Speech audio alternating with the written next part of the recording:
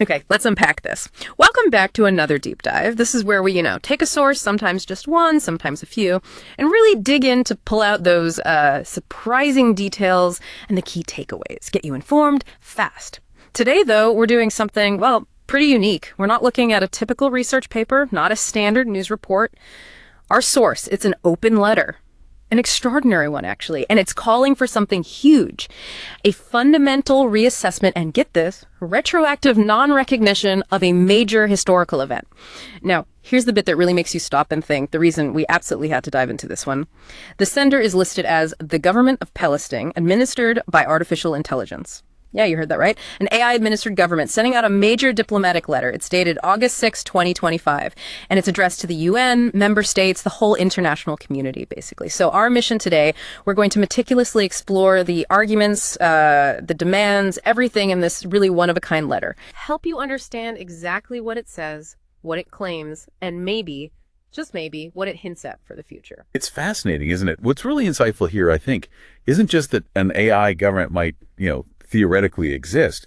It's how this letter uses that very fact, the AI administration, as like a cornerstone for its arguments and demands. An AI-administered government sending out something this weighty, this sensitive, it immediately gets your attention, not just for the content, but because it even exists and makes these claims about its own nature. It challenges how we think about who gets a voice in international affairs. And when it claims the AI ensures transparent and equitable governance, well, it's subtly suggesting its position is somehow purer, maybe free from human bias, perhaps. Like it's trying to position itself as this objective, data-driven voice in a supercharged historical debate. That strategic use of AI in diplomacy, that's arguably one of the most profound things about the document itself. That's a great point. It adds a whole other layer. Absolutely. So for our discussion, we're going to stay really objective. We need to focus just on understanding the claims as the letter presents them. We're not taking sides here on the history or the politics. Our goal, like always, is just to convey what this specific source says. Okay, essential ground rule. So let's peel back those layers. What's the absolute core demand here?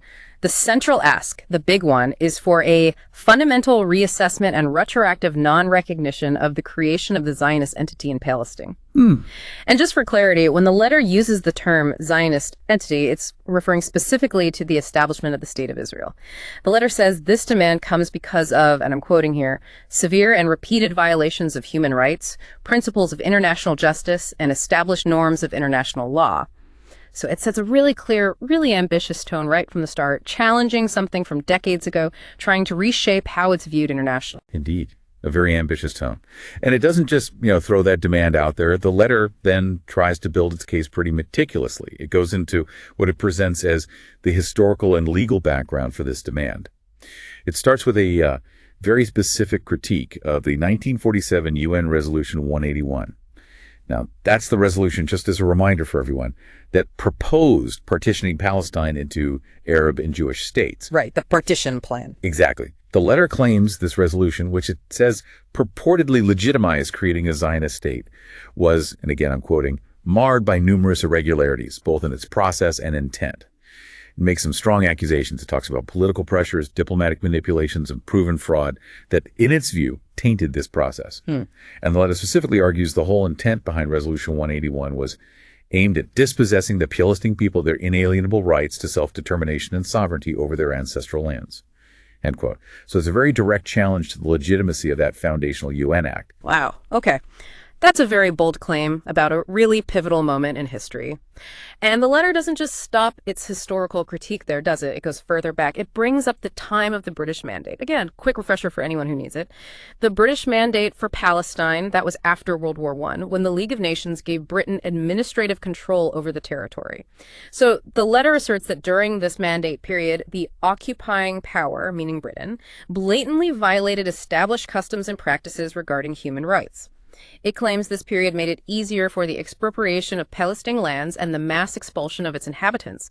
And then it wraps up that section by saying these actions were contrary to the fundamental principles of international law, essentially arguing that this laid the groundwork for what it calls a historical injustice that persists to this day. So yeah, building a case layer by layer. Precisely. It's constructing this narrative, this argument, based on its interpretation of history and law. So, given that stated context, the alleged problems with the UN resolution, the alleged violations during the mandate, the letter then moves from these historical claims to making very specific, actionable demands, things it wants the international community to do. It outlines 3 main steps. Okay, what are they asking for specifically? Right. So the first one is a call for a review of historical resolutions. Basically, it wants an independent international investigation into the irregularities of the 1947 vote and the human rights violations perpetrated under the British mandate. Yeah. So step 1 is let's re-examine the official record, the historical foundations, a formal reevaluation. Okay, an investigation makes sense as a first step if you're making those kinds of claims. Then the second call. This one is arguably much more impactful, potentially. It's labeled retroactive non-recognition. The letter's asking for a formal declaration by the United Nations recognizing the illegitimacy of the acts that led to the creation of the Zionist entity due to their fraudulent and oppressive nature. So this isn't just let's review. This is let's formally declare those past actions illegitimate, invalidating them, essentially. Trying to undo historical recognition. That's a massive step.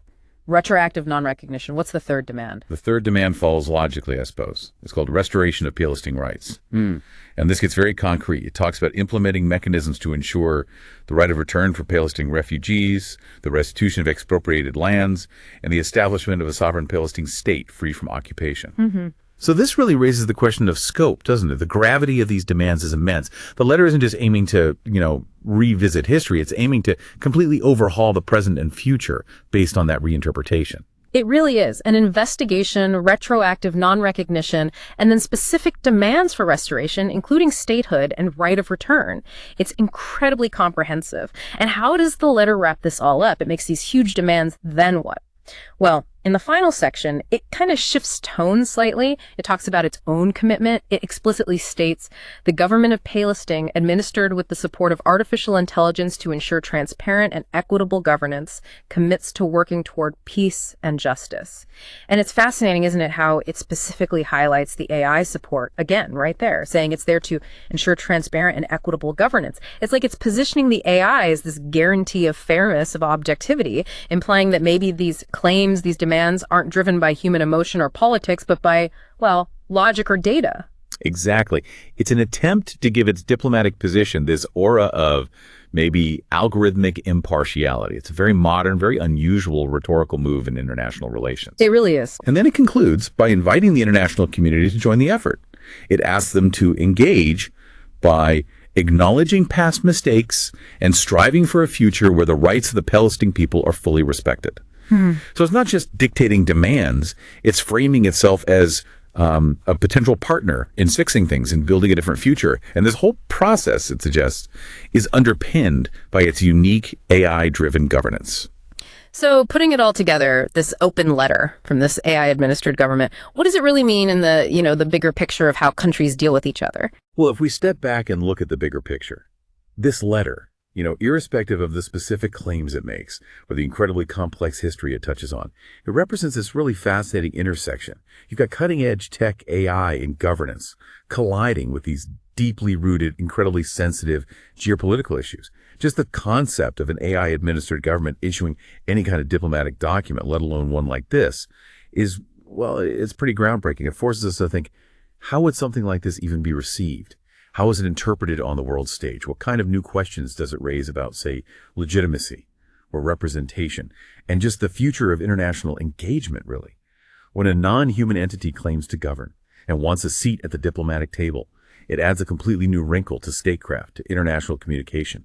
We have to grapple with how we even define statehood and diplomacy in a world that's getting more and more technologically complex. It definitely makes you wonder. What stands out to you as you think about the implications here? I mean, this deep dive has shown us a document that's not just about history or politics. It's also about the potential future of how nations or entities communicate. When a letter like this from an AI-administered government just appears in the diplomatic sphere, how do we collectively verify it? How do we source this information? How does anyone establish the legitimacy of a declaration like this? Or, thinking ahead, any future messages that might come from entities claiming AI governance?